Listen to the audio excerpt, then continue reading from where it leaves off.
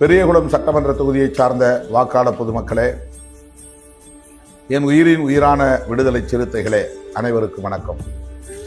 திராவிட முன்னேற்றக் கழகத்தின் தலைமையிலான மதசார்பற்ற முற்போக்கு கூட்டணியின் சார்பில் விடுதலை சிறுத்தைகள் கட்சியின் துணை பொதுச் செயலாளர் தம்பி சக்திவேல் பானை சின்னத்திலே போட்டியிடுகிறார். அவருக்கு உங்களின் மேலான நல்லாதரவை வழங்க வேண்டும், அவரை வெற்றி பெறச் செய்ய வேண்டும் என்று கேட்டுக்கொள்கிறேன். அவர் வெற்றி பெறுவது திராவிட முன்னேற்றக் கழக கூட்டணிக்கு வலு சேர்க்கும்.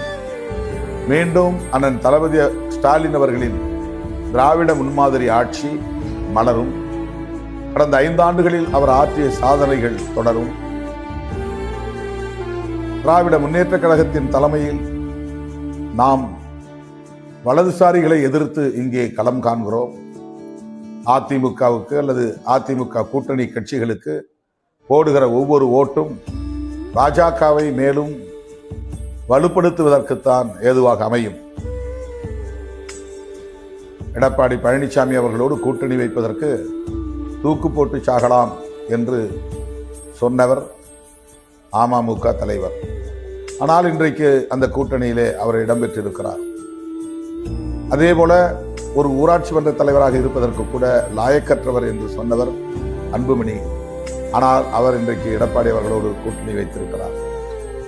அதிமுக எந்த காலத்திலும் பாஜகவோடு கூட்டணி வைக்காது என்று செல்வி ஜெயலலிதா அம்மையார் மிக ஆவேசமாக பேசியதை இன்றைக்கும் நாம் பார்க்க முடியும். ஆனால் எடப்பாடி பழனிசாமி அவர்கள் பாஜகவோடு கூட்டணி வைத்திருக்கிறார். இப்படி முரண்பாடானவர்கள் ஒன்று சேர்ந்திருக்கிற கூட்டணி தான் அதிமுக பாஜக தலைமையிலான கூட்டணி.